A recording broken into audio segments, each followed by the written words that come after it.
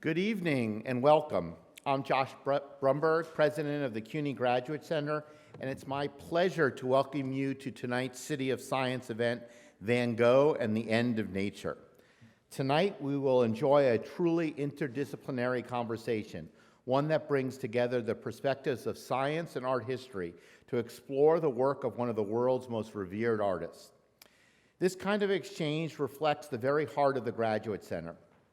As New York City's only public, research-intensive graduate institution, we are home to over 3,100 graduate students and more than 1,700 faculty, whose work often crosses traditional academic boundaries and offers fresh ways to understand the world around us.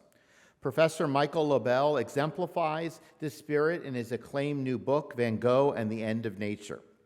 Most of us think of Van Gogh in terms of his iconic portrayals of nature, his starry skies, windswept fields, and towering cypresses. But Dr. Lobel, a celebrated art historian, offers a different view. In his book, he challenges the idea that Van Gogh simply returned to nature in his work. Instead, he presents the artist as someone who was deeply engaged with the growing industrialization of the 19th century and remarkably as an early witness to the tensions and transformations we now associate with climate change and environmental degradation. It's fitting, then, that tonight's conversation pairs Dr. Lobel with Professor Peter Groffman, a scientist at our Advanced Science Research Center who studies the effects of climate change on ecosystems. Dr. Groffman, who also teaches at Brooklyn College and is a senior research fellow at the Carey Institute of Ecosystem Studies, has served as a lead author on several major climate reports, including the 2013 U.S. National Climate Assessment chapter on ecosystems, biodiversity, and ecosystem services. Professor Lobel, meanwhile, is a faculty member at both the Graduate Center and Hunter College. He specializes in modern and contemporary art and has spent his entire academic career in public higher education, a point of pride for him and for us. Van Gogh and the End of Nature is his fourth book, and as reviewers have noted, it speaks to both scholarly and general audiences. It reflects his and our commitment to making academic work accessible beyond the university. Dr. Lobel and Dr. Groffman will be in conversation until about 7:30. Then we will open the floor to your questions, and you're welcome to ask either by coming up to the two microphones that are at the front on both sides. After the event, Dr. Lobel will be in the lobby signing books around 7:45. I look forward to what promises to be a lively and thought-provoking discussion, and with that, I turn it over to Professor Groffman. Peter?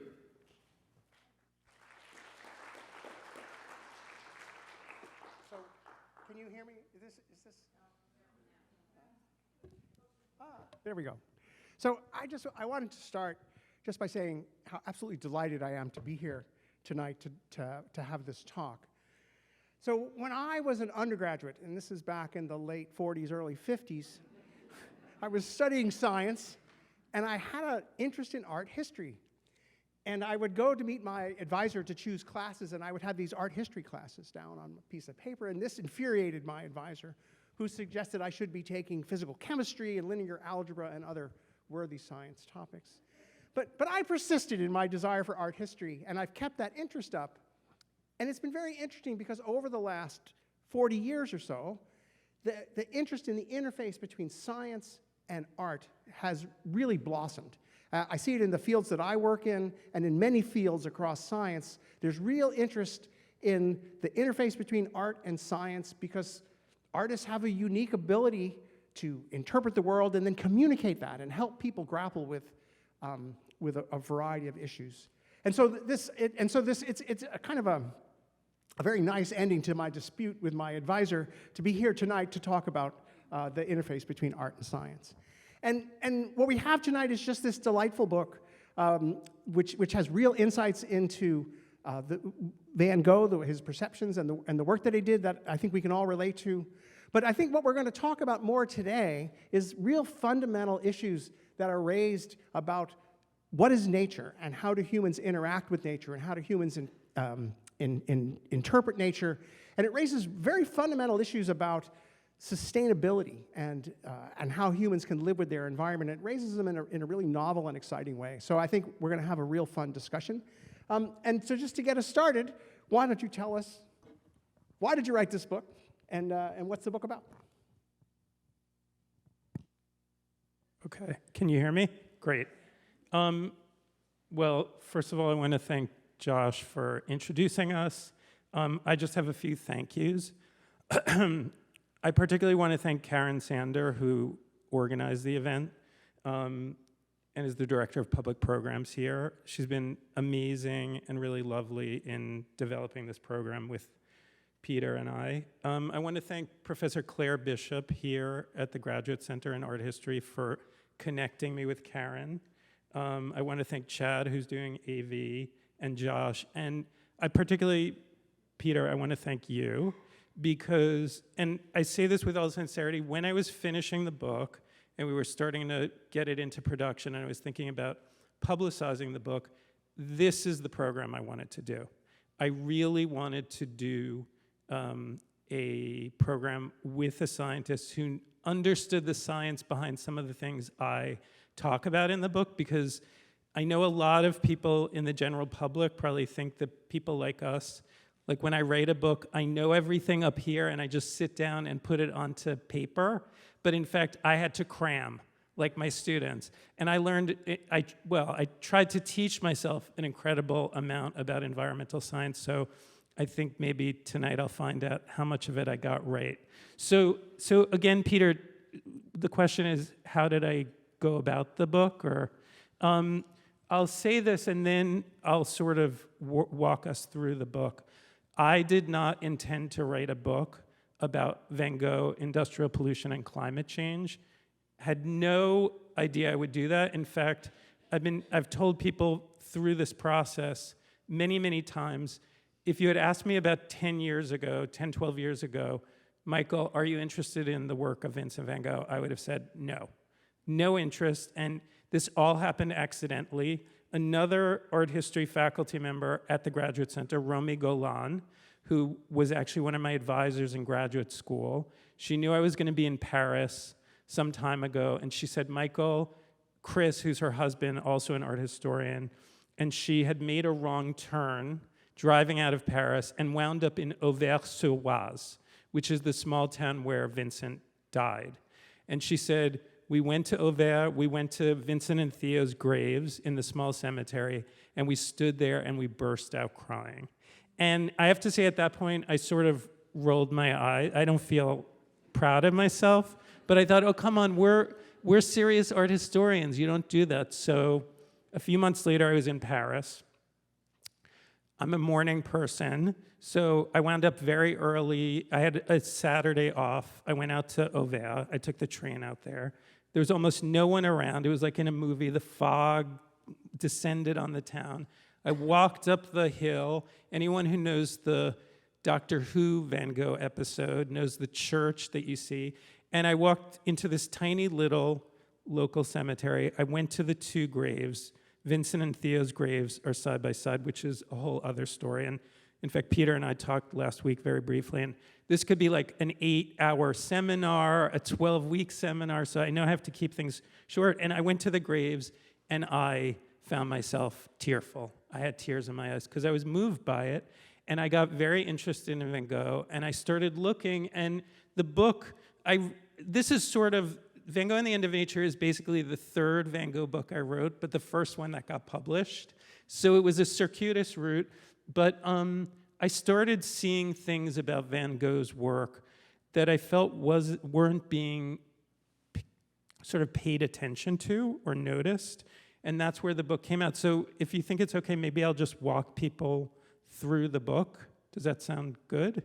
Yes, it's a beautiful book. So okay, so I think what we'll do is I'll walk all of you through the book, and then maybe you and I can talk in more detail. Good? Okay. So, oops, let me go back. These are the first lines of the book. I hate when people read off PowerPoints, but I'm going to do it just because I wrote it. Every time I hear someone extolling Vincent van Gogh as the quintessential painter of nature, I feel like my head is going to explode. As you might imagine, given how the artist is generally viewed, this means I'm due for a near constant headache. Now, I thought about it a lot because my brother is here, so he'll attest to this. I'm a middle child. I want everyone to get along.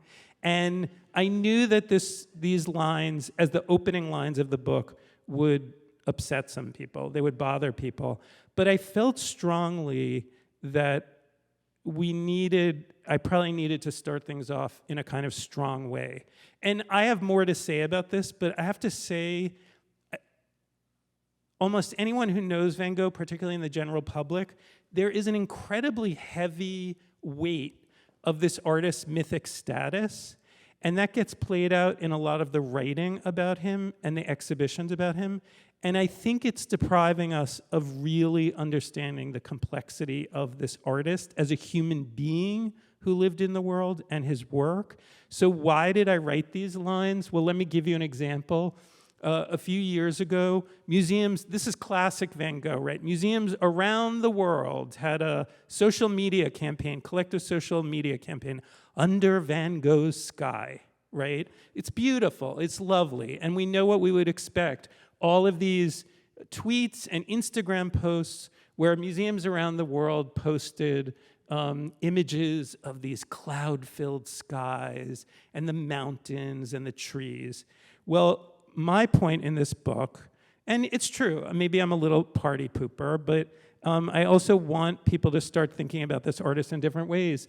I thought at the time, well, that's Van Gogh's sky, and that's Van Gogh's sky, certainly. And that's Van Gogh's sky. And in fact, all of these are Van Gogh's sky, or Van Gogh's skies.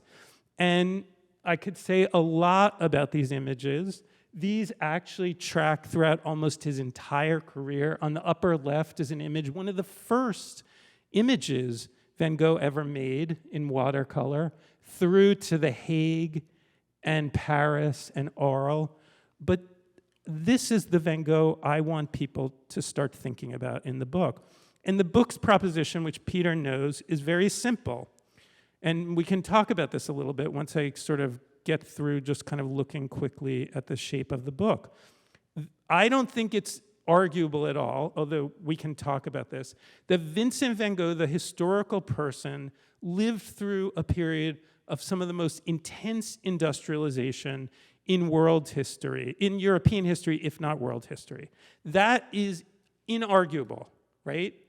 So then the questions arise, did that make itself felt in his, if it made itself felt in his world, did that make itself felt in his work, and how? And that is really what this book is about. So that's the book. At some point I realized that the chapters would be organized according to the 4 elements and color, because I realized that it helped me frame the kind of inversion I was trying to do in this book, which is the 4 elements are usually seen as the things that are most exemplary of nature and the natural world, but I could use them to frame industry and pollution. So in fact, air, the first chapter, is about the presence of smoke and air pollution in Van Gogh's world. And one of the things, I'll just say very quickly about this painting, and we can come back to all of these as we talk. One of the things that, again, I think most people think about what people like I do, or Peter, or Josh, or anyone who's in academia, that we just have these thoughts and then we transcribe them. And in fact, I learned an enormous amount in researching and writing the book. And the thing I think I was most surprised at is that Van Gogh's, in 1888, February 1888, Vincent van Gogh has spent about 2 years in Paris. He's been very busy there. He's met other artists. He's learned all about Impressionism and Neo-Impressionism. And then in 1888, he moves to Arles in the south of France.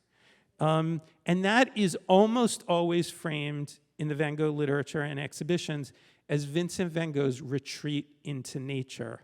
And one of the most surprising things to me about the book is realizing that, in fact, again and again, Van Gogh's Arles pictures actually frame a relationship, many of them, between industry and nature. And that's really very true of this painting, which has the wheat fields in front, of course, but then in back, an image of a heavily industrialized Arles. And one of the reasons Arles was so industrialized, now this is a Paris scene, but Arles was the site of major railway workshops. The very railroad that got Vincent to the south of France, which was supposedly his retreat into nature, needed a place to be built and tracks to be laid and locomotives to be built and repaired, and that was in Arles.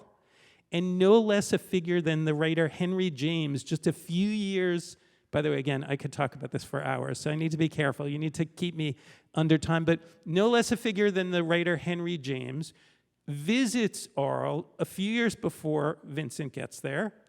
He's writing a kind of travelogue, and he's walking through this kind of park-like area, and he says he hears this clamor and hammering, and it was the railway workshops. So in that chapter, I talk about air and smoke pollution, not only through smokestacks, but also through the railroad. In Earth, I talk not about the Earth as we think the natural terrain, but I talk about Van Gogh's very important early experience in a region of Belgium called the Borinage. Now, again, most of the treatments of Vincent van Gogh talk about this period in relation to his mythic status. He wears sackcloth, he eats gruel, he spends time ministering to the miners, he's following in his father's footsteps as a lay preacher. But what's ignored much of the time is that, again, the Borinage, this is not Van Gogh's picture, but a picture by the artist, the Belgian artist Constantin Meunier. The Borinage was one of the most polluted regions in Europe at this time because of mining and coal production. And so I talk in this chapter about some of Van Gogh's earliest images, which are of mines and mining, but also about, let's see if we can get this, the repeated imaging by Van Gogh of excavation and mining. And one of the most, for me, sort of hardening things about giving talks about the book is how many people have come up to me and said, you know, I didn't recognize many of these pictures by Van Gogh. This is one of my favorite images in the book. It's an amazing, complicated, intense image that Van Gogh makes of an abandoned limestone quarry in Paris with the spread of industrializing Paris and its suburbs behind it. And I have a lot to say about this. We can come back to it. But it's an incredible work, but one that isn't very often reproduced, I think, again, because it doesn't fit the conventional way we like to think about this artist. Fire, again, like one's children, you're not supposed to probably have your favorite chapters of your book. They're all supposed to be your favorite. But it's one of my favorites because I talk about something very simple, which is that Vincent van Gogh in Arles became fascinated with gaslight and painting by gaslight as a new type of artificial illumination. And just so you know how this relates to why we asked Peter to talk to me today, gaslight was powered by coal gas. It was a product of the age of coal. And some of Van Gogh's most indelible images are both images of this new type of artificial illumination powered by the age of coal, but also, I say to my students love reading theory. They love sounding super smart, but I always say to them, sometimes the most illuminating, not to make a pun, thing you can do with a work of art is just look at it and describe it. And what I started noticing about many of Van Gogh's Arles images of gaslight is that he contrasted new forms of artificial illumination with older forms. So in fact, almost no one in the literature on this painting, which is at the Yale Art Gallery, really ever made much of the fact that there are 3 old-fashioned oil lamps, and then in the center, what I think is a new form of gas lamp. And you see again and again with the stars in the sky and the large, Van Gogh called it this immense gas lamp in the cafe terrace, or The images of the gas lights spread out on the shores along the Rhone in Arles and its suburb across the way, contrasted with stars.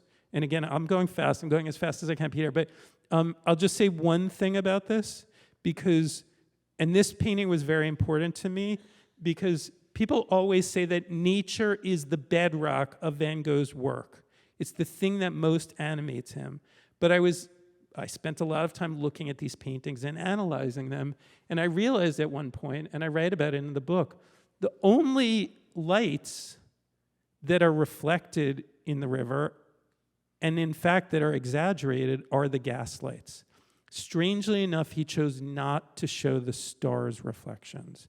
And this seems to me the opposite of what we usually think of Van Gogh. Water is about water pollution, and in fact, when we look at the paintings by Van Gogh in Arles of one of the major canals in Arles called the Robin du Roi, it seems very pastoral. But when we look at his sketches for these paintings, we see the major presence. That smokestack belonged to the town's gasworks. And one other thing, and then I'll keep moving along.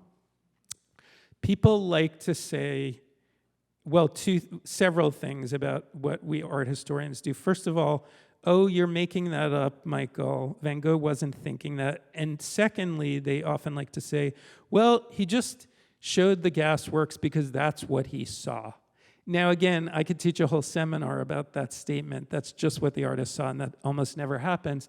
But here we have evidence that Van Gogh was making a choice about what he was depicting, because when Van Gogh was in Arles, he was joined by a colleague, and that was Paul Gauguin. They spend 9 weeks working together, literally often shoulder to shoulder. That episode ends not so great. After 9 weeks, the ear incident, Gauguin leaves, and Vincent goes into the hospital, and then eventually the asylum. But when Gauguin makes pictures in the same place, he always turns away from the signs of the modern world modernity. And one of the early titles for this book was Van Gogh's Modernity. Gauguin would not show us the gasworks or the smokestacks or the modern skyline of Arles. He, in fact, makes the scene kind of pre-modern. Van Gogh chose to look at those things and depict them. And that's the artist I wanted to look at. And finally, color. This was the chapter where I really had to brush up a lot on science. And organic chemistry. But Van Gogh was one of many artists in this period who started experimenting with new artificial pigments, which were colored by what were called the coal tar colors. It's an amazing story. I try to teach myself as much as possible about this. But what am I showing you here? On the left is one of Van Gogh's iconic bedroom paintings, as it looks today in Chicago.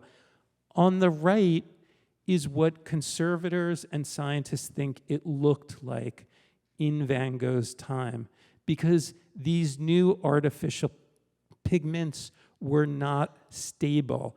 And we know, by the way, again, but Michael, did Van Gogh? Yes, we know he did, because in letters he talks about knowing that Geranium Lake, which he used and was colored by eosin, which is one of the coal tar colors, he wrote in a letter, I know it's not stable. And in fact, what he said is, I have to use more of it because I know it's going to fade.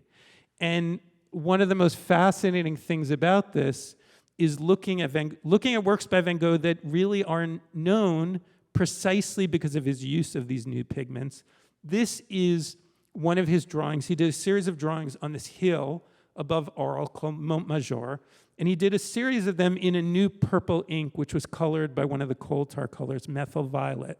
The drawing was photographed in the early 20th century. That's what it looked like about 100 years ago. This is what it looks like today. And here are two of them. And these are almost never shown because they're disappearing. And I say quite sincerely in the last full chapter in the book, I wish these, one of the early respondents to the book said, oh, this guy Lobel is tongue-in-cheek all the time. No, I'm deadly serious. Well, not always, but anyway. I wish these were as well known as the Starry Night and the sunflowers, because, and I'm sincere about that, these speak to Vincent van Gogh's engagement with the modern world of industry and pollution and the age of coal. And these are never shown, I think. No one really knows of them in the public. That's the Vincent van Gogh I want people to understand, because I think he's a more interesting case. So, Peter, we could start here because when Peter and I talked very briefly last week, he said he wanted to include this image. And this is an image in the introduction to the book. And it raises the thorny term, which we know as nature. So, yeah, and so to me, and perfect to end on this one. So, to me, the most thought-provoking and kind of novel approach in the book raises this question of what is nature, and he really did his homework. So he cites William Cronin, who is we all put our hands over our heart, is very beloved as an environmental historian that wrestles with this question of what is nature. And I'll put it to you, and as Michael puts in the book, are those tulips part of nature? What do people think? How many people think, yeah, they're part of nature?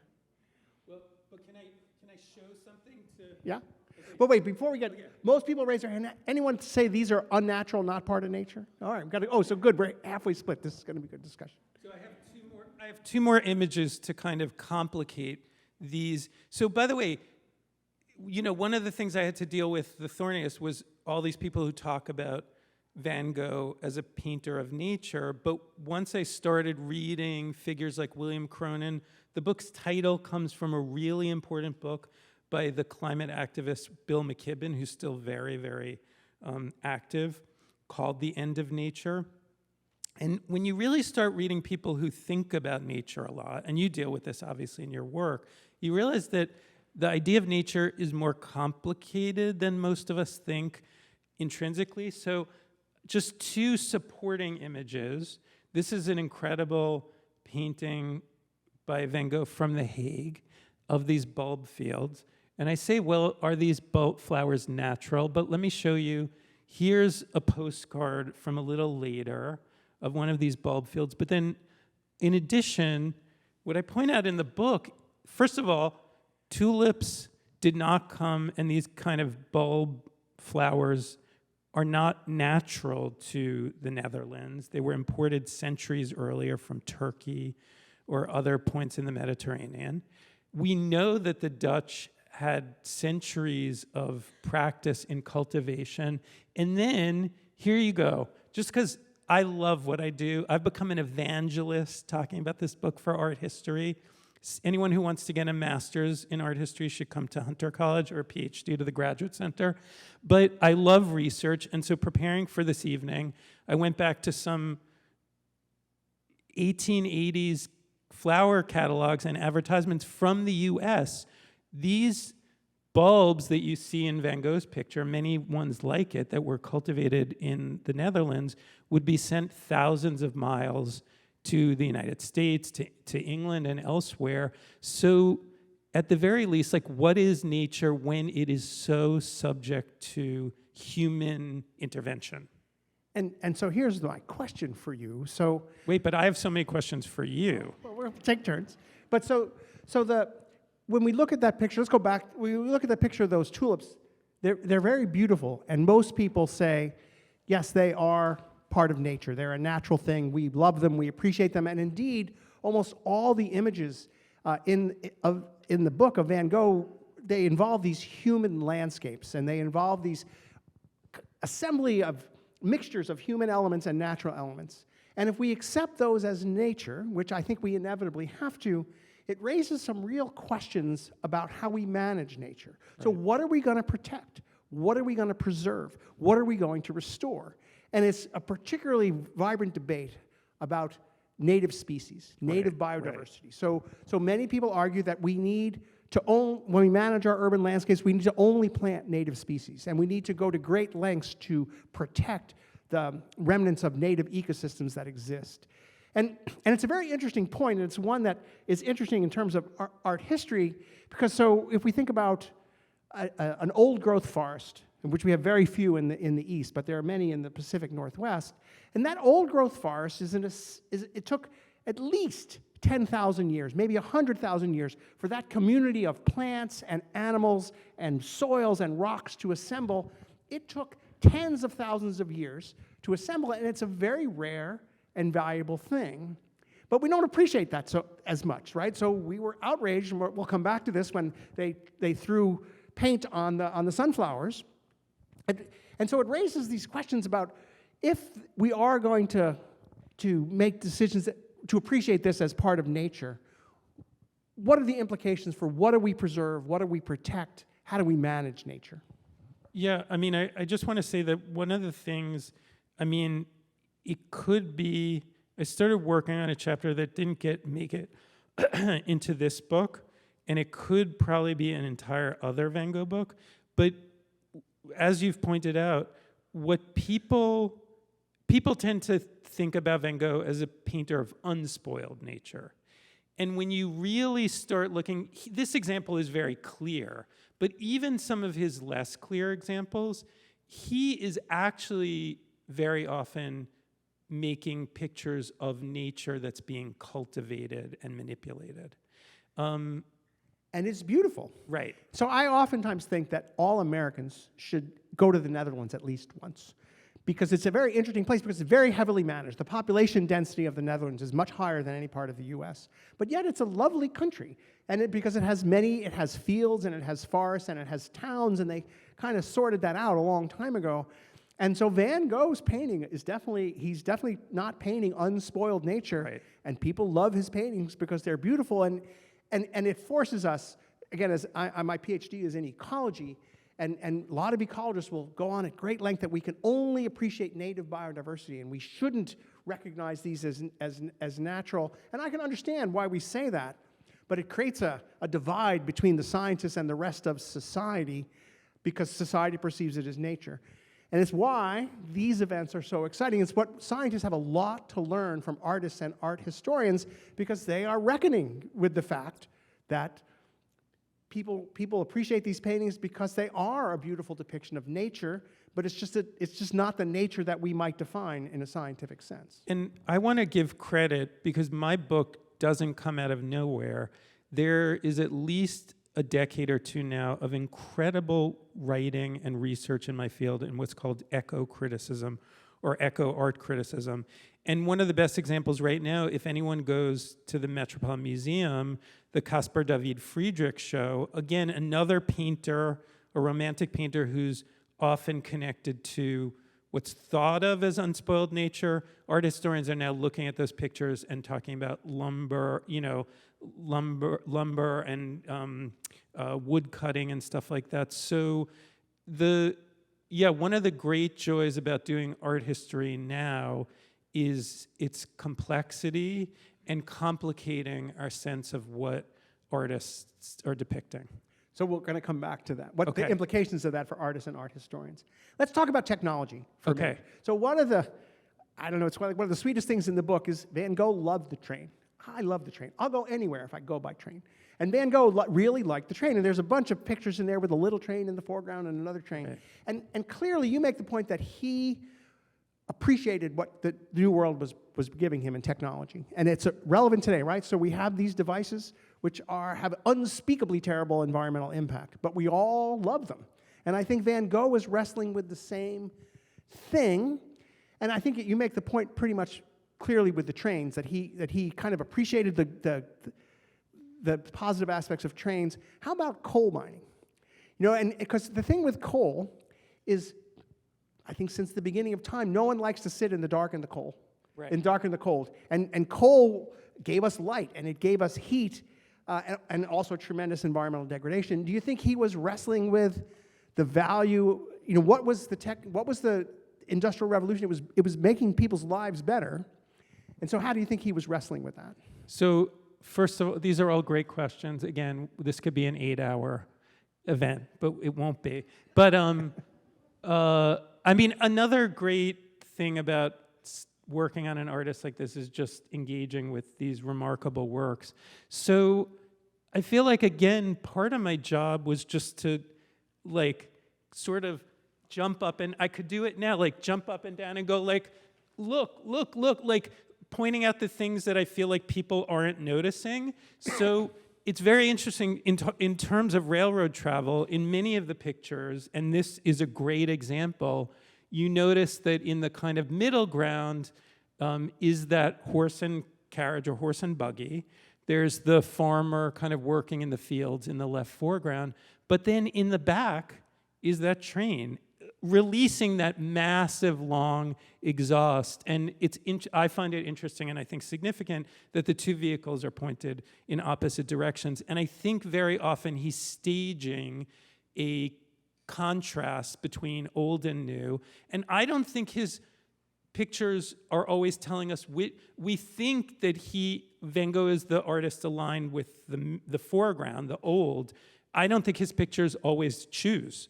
He shows us a world in which those two are being contrasted. But in terms of coal mining, I mean, some of Van Gogh's most fascinating works, so he was in the Borinage, in this mining region of Belgium. He leaves, and then for several years afterwards, he's still making pictures of coal miners and mining.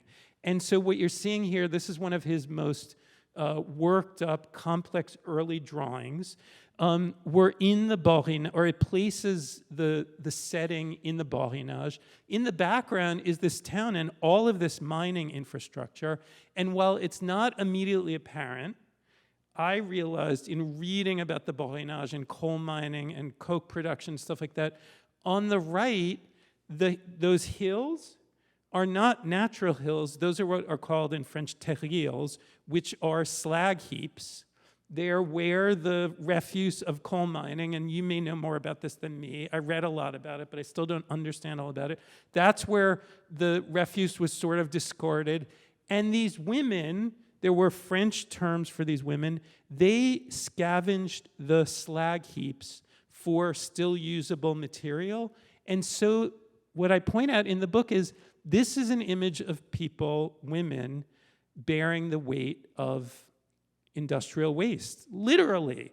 You know, and again, people quite a number of times, and some of you may ask me this later, like, well, Michael, aren't you projecting our sensibilities back into the past? Which I thought of preparing for today about in your field what that tension is about. But no, this is an image of the women who scavenged the industrial waste for goods, and that's what, as I understand it, they're carrying in those sacks, which are, look at Van Gogh making these incredible, strange forms out of them. And then one last thing, he compares that, because religion is very important to him early in his career. There's a small shrine of Christ on the tree, and this is a complex religious image, but also an image of industrial waste. So I think, what did he think? I don't know what he thought completely about coal mining. I know that at various points his work kind of shifts, but in this period he absolutely knew the ravages of. Yeah, because he spent time there. Yeah. But I think a lot of and I think we do have this today, where we have the wonder and the value of technology and advances, and then we have to grapple with the negative effects. Right. So let's go to the light now. So they tell stories about the Rural Electrification Association in the U.S. as they strung the electric lines across the country, and they hit the switch and the lights came on in people's houses across the world. It was just a miracle that people could see at night. And one of the great things in the book was, so the gas light is kind of it's not a very natural light, and Michael makes the point in the book that light kind of made Van Gogh think differently about light, and especially light at night, because the gas light gave it this light at night. And so you can see he had this painting, which I saw a couple of weeks ago, and then I turned up in the book. You know, it shows that he really was using the artificial light was changing the way he viewed the world. Right. So let's go to the one that the next one, or this one. So what do we call this today? We call this light pollution. Right? So many people are, and you just made the point that there's no stars in this picture because all you see is the artificial light, and to me, and so to me, it's just a wonderful thing to think about because, indeed, it does help you to think about lights at night, but it does give way to light pollution. And so, do you think in this picture maybe he was thinking about how the artificial light is going to eventually drown out the natural light?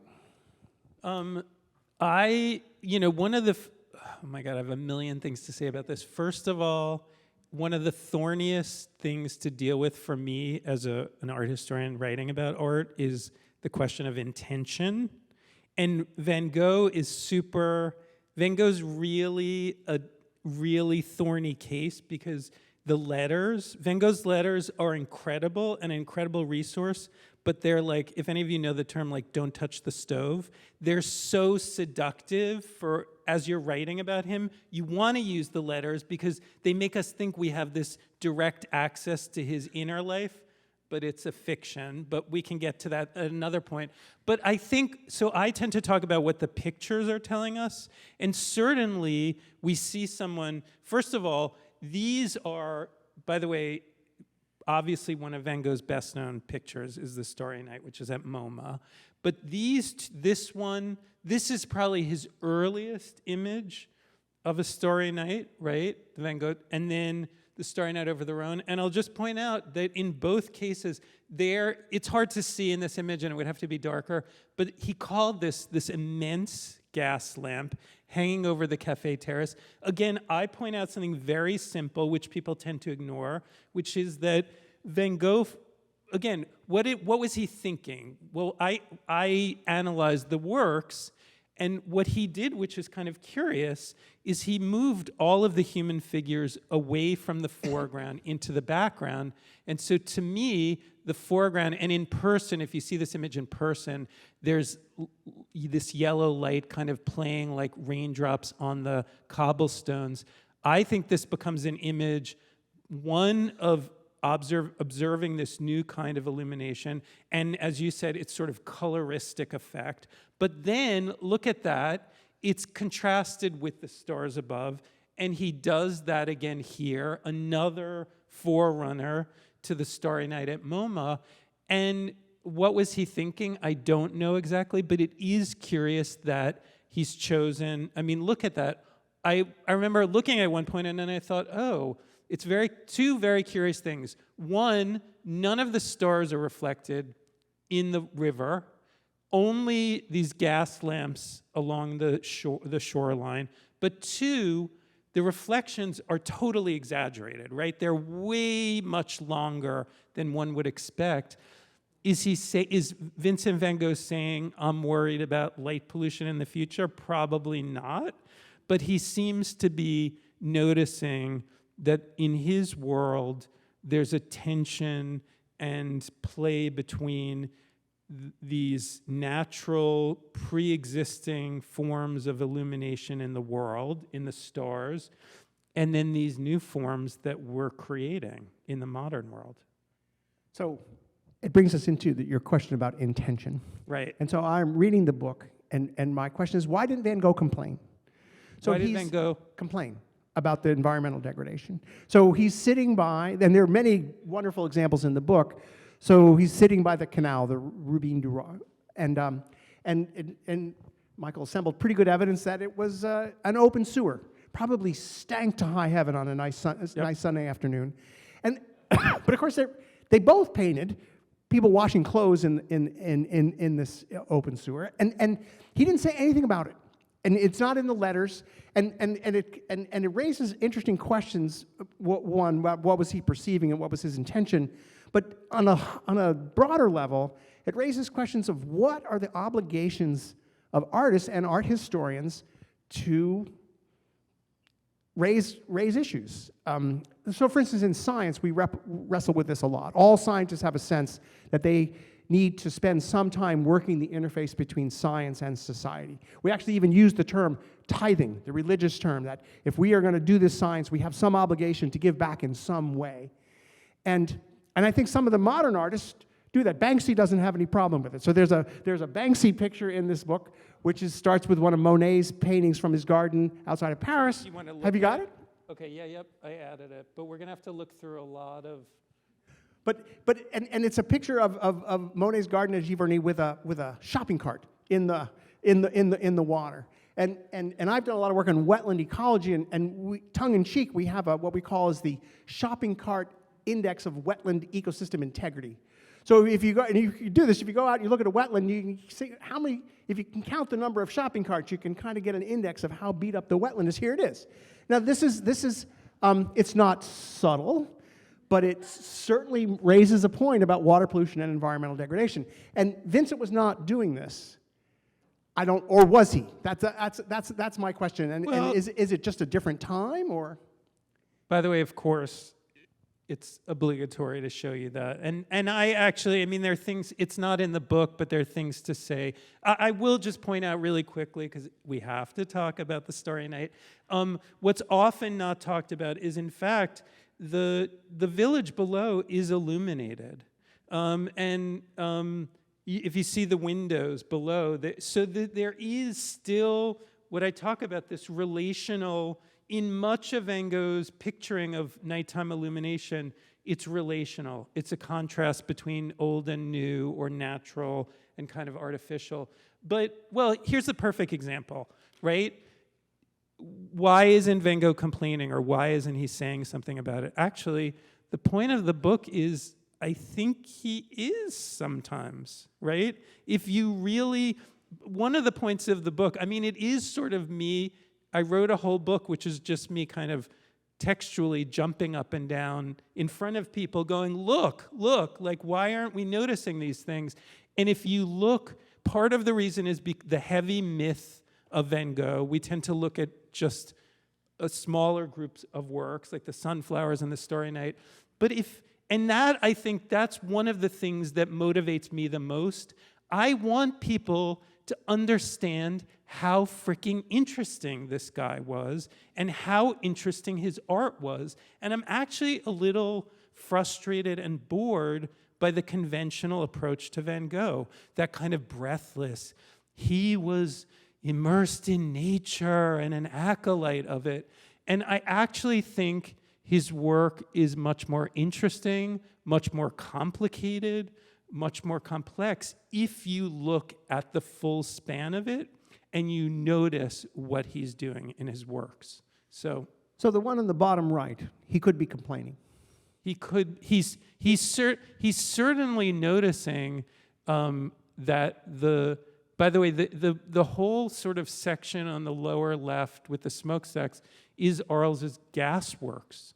That is where gas was produced for the town. That's probably where the gas for the night cafe and his gas lamp kind of images started. And in fact, here again, for people who want evidence that Michael isn't making all this up, in some of his letters, Vincent does talk about going out to the gasworks to pay the bills, or to have the bills paid when he's in the hospital. So we know he was aware of these things. But it comes back to, there's one thing I want to make sure we get to, but I want to kind of throw it back to you, Peter. Like, it also has to do with how,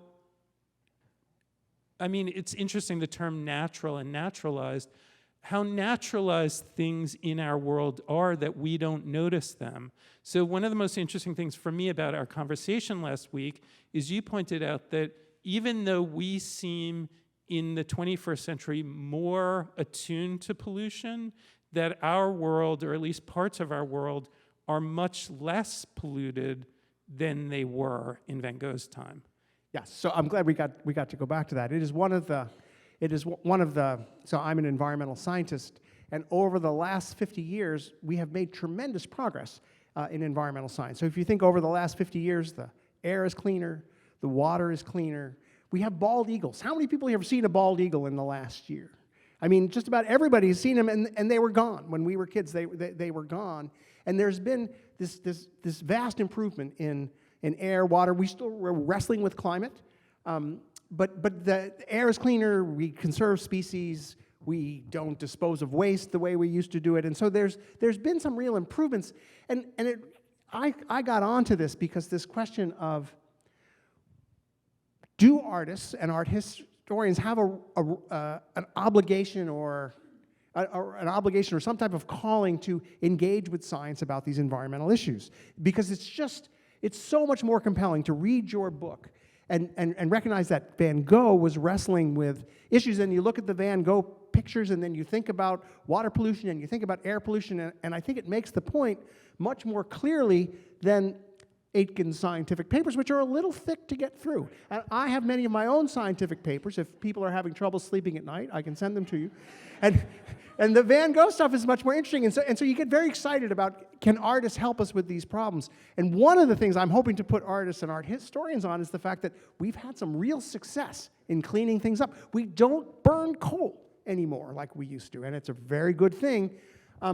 That might be a positive message for people to get out. But anyway, and I know it's very difficult for scientists to recognize this obligation, and I think it's not going to be any easier for artists and art historians. But your book furthers the case that artists and art historians have a lot to contribute to the improving society as a whole. And speaking of which, this was the point which I wanted to make sure, because I know we're limited in time, but I wanted to make sure we got to, because when I thought about if I got the chance to have a conversation about the book with a real live scientist, I kind of wanted to talk about this. So, again, and I realize the concerns are valid and it relates to very interesting methodological and theoretical questions like, Michael, are you just projecting this back into the past? And so one way I knew as I was researching and writing the book, I could sort of make the case for what I was doing is to point out that a lot of early climate science was being done in the 19th century.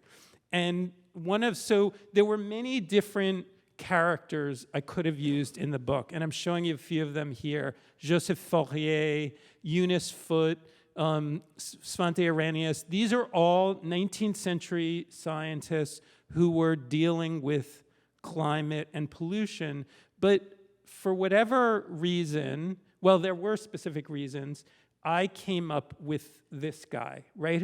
And by the way, I never heard of John Aiken before I started researching this. I just read, this is what I did, speaking of reading. I'm sure your papers are much more interesting, but I read and read and read, and I realized that this person could be useful to me for a number of reasons. One, he did very early, he developed what was to me, a non-scientist, a very interesting device for measuring particulate matter in the atmosphere. And again, my language is a non-scientist, so I would love you to correct me. But here's where anyone who does research and writes knows the most delicious moments are where you come upon something and you realize it's gonna work. And for me, it was finding out, after I'd read a lot of all these different figures, and I came upon Aitken, and I'm like, oh, this is interesting. And he also wrote a lot about colors, etc. But I have no idea how this works, so maybe Peter can describe it. I found out that at the exact same moment, Vincent was in Arles. In fact, Vincent is in the hospital in Arles.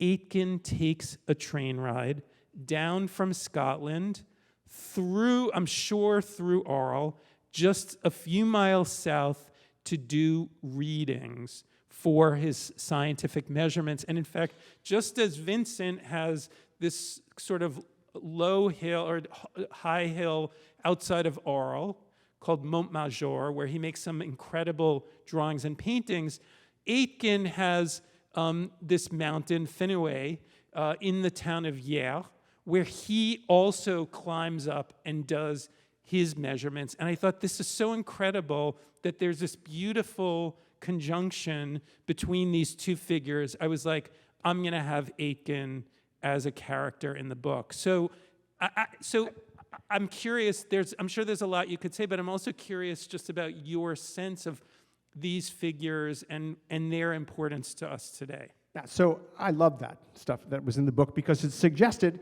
that, again, this interplay between art and science, which I think is so powerful for helping us deal with the world, was also going on back at that particular time. How many people here have heard of PM 2.5? PM 2.5 is coming to get you. So PM 2.5 is the tiny particulate matter, very small. It's the most deadly form of pollution. It gets deep in your lungs. So when we had the forest fires 2 summers ago, that was PM 2.5. It's actually the most vexing form of pollutants. So in terms of air pollution in New York City, much of it's much better than it used to be. There's much less ozone, there's much less smog, but there's still a bunch of PM 2.5. And so Aitken was dealing with that, and it made you change the whole way you looked at the atmosphere. Because you think about the atmosphere, you think about its air, but he was showing that the atmosphere really has particles in it as well. When I teach atmospheric science, we like to think of the atmosphere as a soup. So we think about, you make some soup, you put some water on the stove, you add a little bit of this and a little bit of that, you heat it up, and it turns into something different. And that's what's happening in our atmosphere now. So you start with air, it's got some water in it, we add a little bit of pollution, you add some natural particles, and it cooks up into something else. And it had a big role. So Monet's sunset pictures, we know that pollution makes for great sunsets. And I think that including Aitken was really a good idea because the issue, it was important then and it's important now, and I think the whole idea of using art to help us grapple with science is great. I felt it was really important to be able to pull us back and know that there were people at the time who were studying this. Just a few. You got it right. Like I read it with the stink eye. Okay. I was like, and it was all good. I'm really, no, to be serious, I'm gratified because I basically just tried to teach myself. And it was lovely and fascinating. Just a few. And we do have to take questions soon. Okay, So let's. very quickly. There are a million things to say. Speaking of what Van Gogh would have known, this was another moment that I was very excited about. I realized that Van Gogh, before he became an artist, he actually worked for an art gallery, and he spent some time in London. He was in London during one of the worst bouts of air pollution in the 19th century called the cattle show fog, and we know he knew about that. First of all, we know he was there then. This is Van Gogh, a whole other aspect of Van Gogh's career that's very little discussed. He collected about 1,800 popular prints. The Van Gogh Museum still owns them. This is an image of Van Gogh's print of this image, of this terrible fog, the air pollution in the 19th century. He really knew about this. I want to end, there's of course Monet, and by the way, most people miss the fact that in the background, that's an industrial port. Those are the smokestacks from coal-powered steamer ships. I think maybe, let's end here, because I think this is a good place to end. I didn't include an image of this in the book, but I talk about it, and I did that strategically. Many people are aware of this protest. Just a few weeks ago, Just Stop Oil, this activist group announced they're going to stop these protests. But at around the time the first protest happened, I was reading news about it, and I read this quote from one of the spokespeople who said, when they attacked Van Gogh's sunflowers to call attention to the climate crisis, Van Gogh's sunflowers had nothing to do with climate change. It was simply an iconic painting by an iconic painter, and an attack on it would generate headlines. And what I would say is that the whole point, I'm aligned with this activist group's intense concern about the climate and climate crisis, but I actually disagree with that thought that Van Gogh has nothing to do with it. And in fact, in some ways, the book is an argument or a statement about how much I think Van Gogh can tell us about pollution and the climate crisis. And getting back to this dialogue between art and science, how he could be a crucial character in our dialogues about understanding what we're facing. That is a very good way to end then with these, because Van Gogh's work is all about climate and environmental change. Absolutely. That's great. All right. Thanks, Peter. Thank you.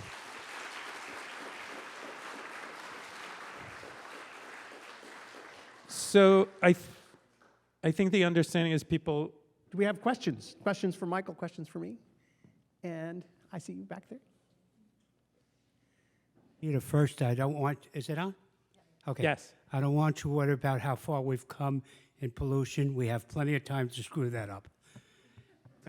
We seem to be working very hard at it the recent months. Michael, when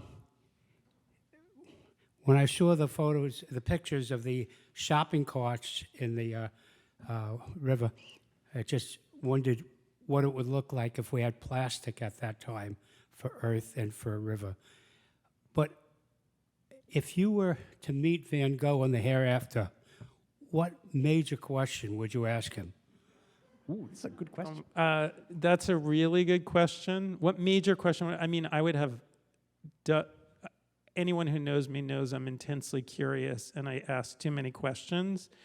I think first of all, I would ask him how much he understood about the impermanence of geranium lake and methyl violet, some of the pigments he was using. He talks about it in the letters, but I would want to have a kind of longer conversation with him about where he was getting the paints and how much he knew about the impermanence.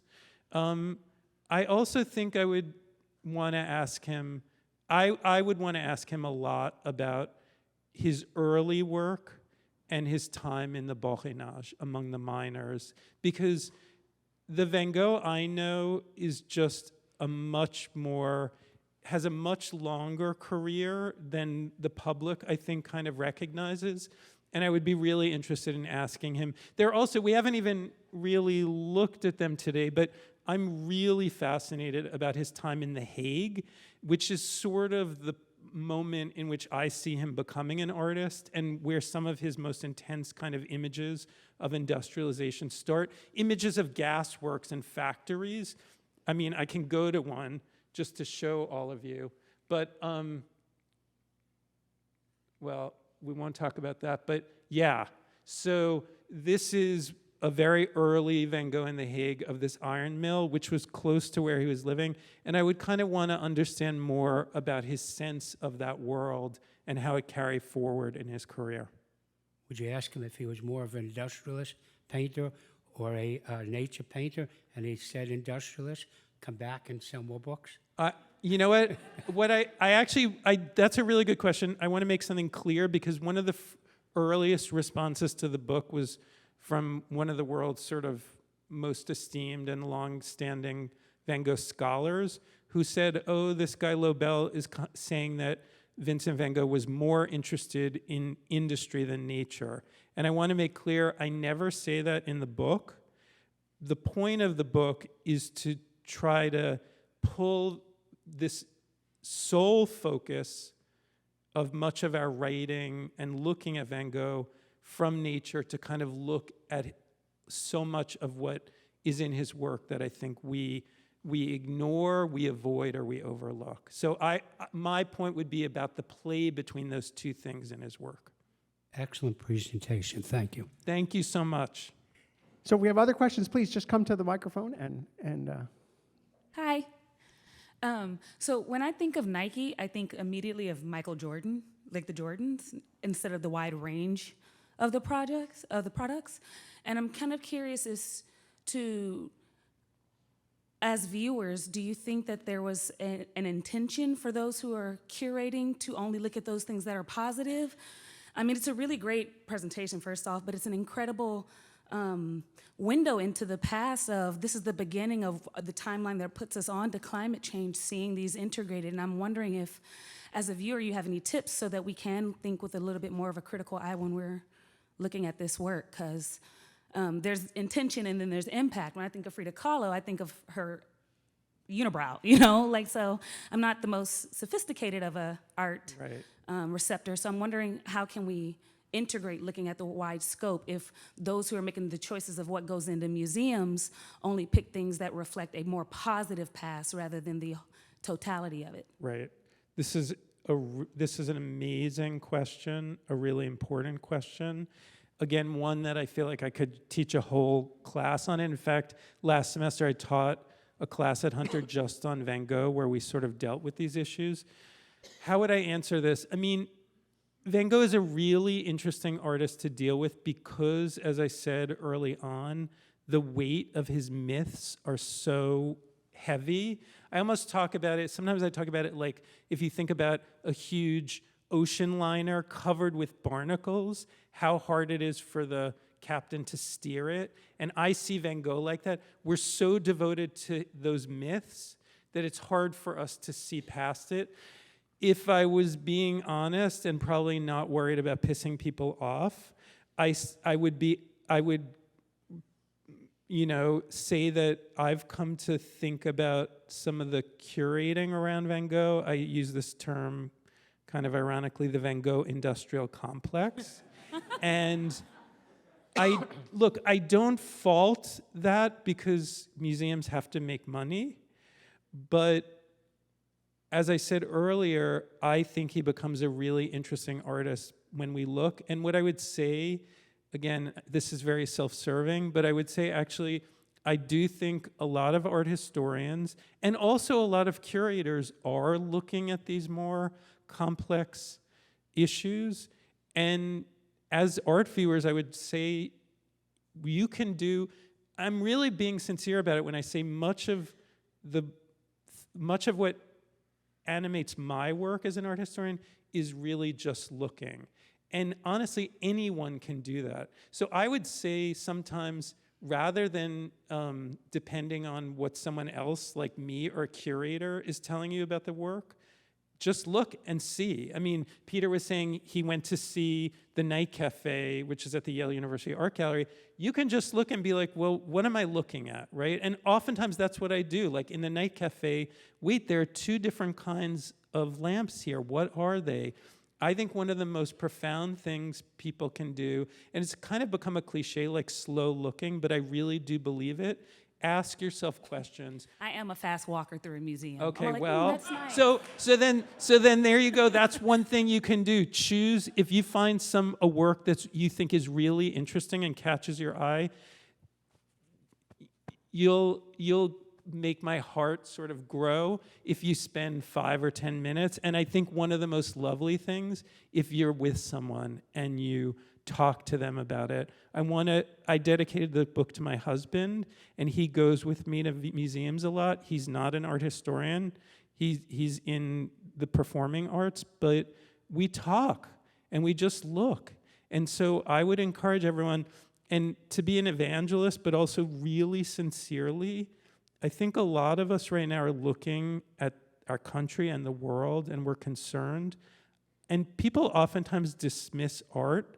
I believe art is really important, and museums and galleries and just even books about art can be spaces where people can just ask questions about what they're looking at. So if you want to do something nice for me, next time you're in that museum and you're doing your speed walking, and just maybe sit or stand for 5 minutes and kind of just ask yourself about it. You can really do that, and I think you can teach yourself a lot.